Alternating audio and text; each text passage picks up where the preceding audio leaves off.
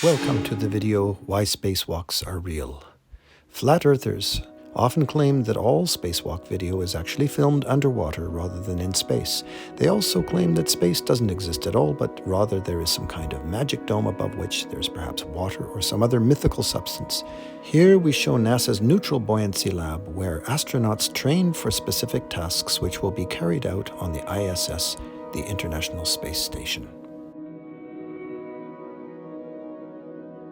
Besides the many technicians required to do this training, safety protocols include many divers to assist the astronaut trainees when they're moving inside the lab, and they have to remain close by in case of any emergency rescue.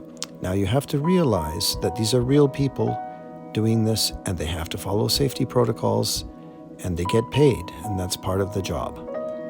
All of this training is meticulously documented and monitored. It requires massive amounts of planning and is an essential part of the space program. Here's a shot of the control room with all of the cameras. Now let's contrast the pool with spacewalk footage. First, we do the underwater footage. Besides all the obvious bubbles you can see floating upwards, you will notice that underwater light is somewhat bluish and not as intense as actual space. You will also see the typical shimmer which accompanies light and water.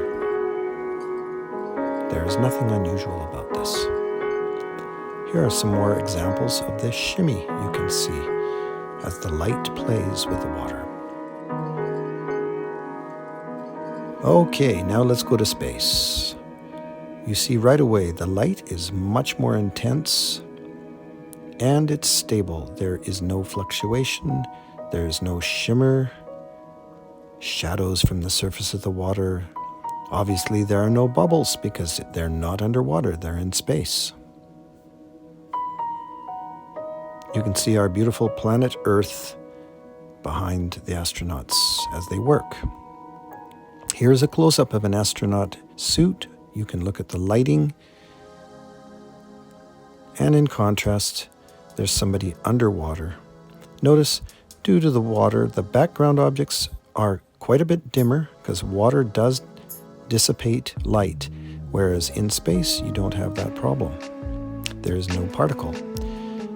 In space, you get nice, clear pictures. It doesn't fade off in the distance.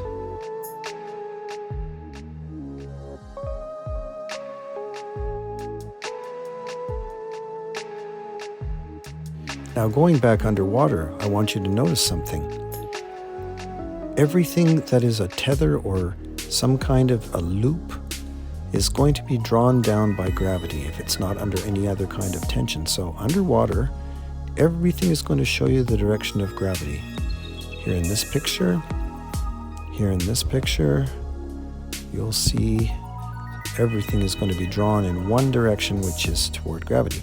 Whereas in space, you don't have that issue, so things can just go whichever direction they want. So you have things going multiple directions. Those little tethers are just floating up, and they're not being drawn down by gravity. If you look carefully, you will notice the effects of gravity, because gravity is everywhere on our planet, and it pulls everything down.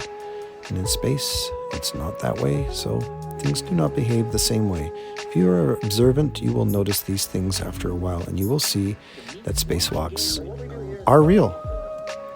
And now I leave you with a little bit of Jonathan Bird's interview with Ron Garan, a real astronaut, who talks about the experiences of using this facility and being in space. Thank you for watching. Well, what we do here is we train for our spacewalks, and you know, there's two ways to look at it. One is that when we were flying the shuttle, we had very, very specific, very choreographed spacewalks. And so for every hour that we spent outside in the vacuum of space, we spent about 7 hours underwater, making sure that we knew exactly how things were going to be. There's a full-scale mock-up, as you guys saw, there's a full-scale mock-up of the space station down there. So just to know how to get around, to know the lay of the land, if you will, know how the equipment works. But nowadays, since we don't have the space shuttles, what we're really training for is if something breaks. If we have a piece of equipment that breaks, then we have to go out and sometimes in a fairly expeditious manner to fix the equipment. And we never know what's going to break beforehand, so we have to kind of train a skill set, to learn the basic skills on how to fix anything that can go wrong outside.